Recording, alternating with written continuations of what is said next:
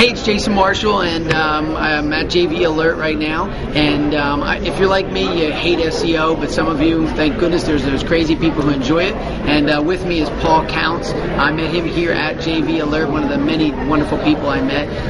He's also a brother in Christ, so that's pretty cool too. But he's going to go ahead and I talked him into giving us a couple stealth traffic and SEO tactics that we can actually use without having to be SEO experts. So I don't know about you, but I love that. So I'm going to learn it with you. All right. Yeah, there are many methods, but first I want to say thank you to Jason. He's an awesome guy, so certainly get to know this guy more if you have a chance. But yeah, there's a couple of quick methods that you can do to generate traffic really quick. A couple of them, I've been able to get 100 visitors within just a matter of 24 hours, so I can almost guarantee it whatever I launch. And then I can also get the site indexed in the search engine. So one method is to use Digg and other Digg and Reddit.com, REDDIT and DIGG. Yeah, DIGG.com. Those are social bookmarking sites. Yeah, social bookmarking sites. A lot of people don't use them. And one quick method you can do is actually write an article, basically if you have an article on like your blog or maybe an article you've written, an e-sign article or something, and maybe you want to do a review for something, or maybe you have a church or some other ministry you want to promote, you would put in the main subject line, you would talk about the main keyword that you're trying to target. So like, for example, let's say you're a church in Trenton, New Jersey.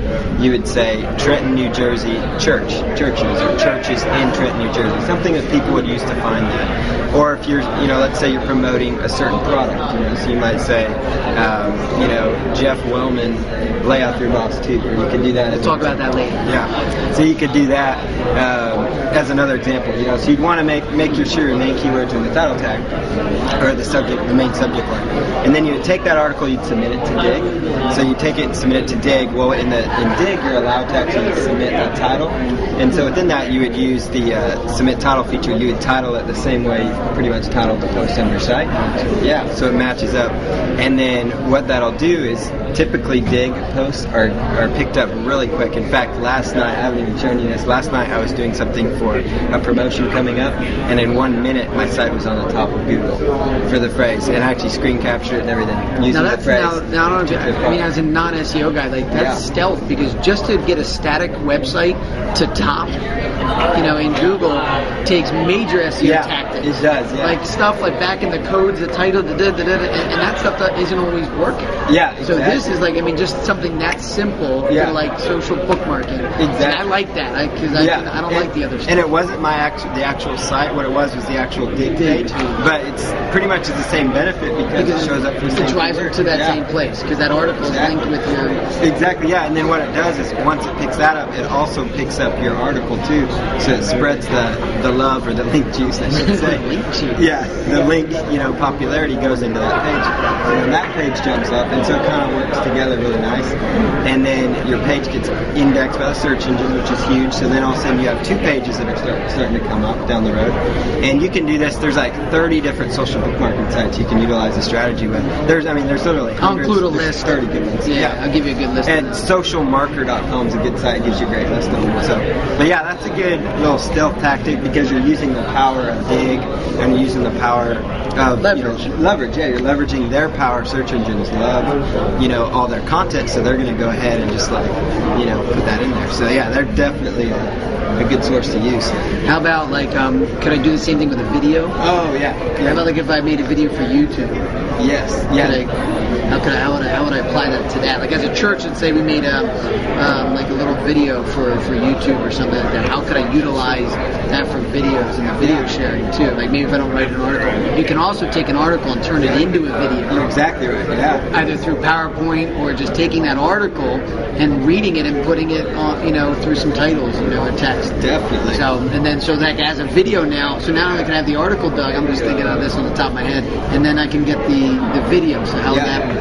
Well, yeah, with the video, it's really powerful because you can actually, basically take a picture. You can take a picture of the church, and then you can actually put little, words and talking about that church.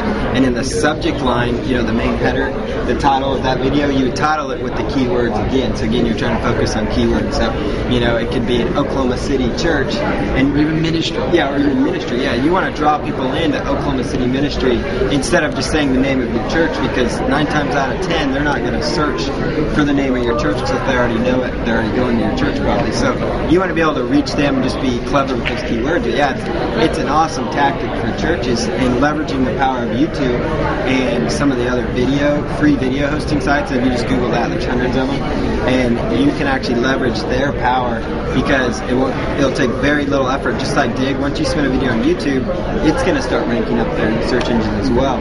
And then you can also take that video page and submit that on Digg as well for that keyword. So you submit the actual video page. So when you get the URL link to that video, you take that page and that's the one that you dig? You can, you would dig your article, and then that's another tactic too, because you can also dig that video. And then when you dig that video, what it's going to do is build up the link popularity in that video. So then all of a sudden, it only takes a few links to get the video to the top. I have a site with a real popular phrase. It's right up there, just with the video. And, it's a hotly searched word phrase, and it was very little effort to make this rank just like that. Little effort. I like that. Very little effort with SEO. That was my problem with SEO, is it was too much effort. Oh, yeah. And then it became too much technical side. But none of that is coding. I mean, I can write an article. I can go to Digg and dig something.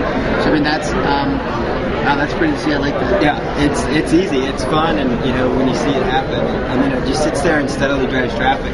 And then YouTube will always drive traffic because YouTube is owned by Google. Yeah. So they're gonna always rank their and bring that in. Yeah, most of the time, and then it does the same with all the other videos. So use YouTube as a one, and then bookmark them.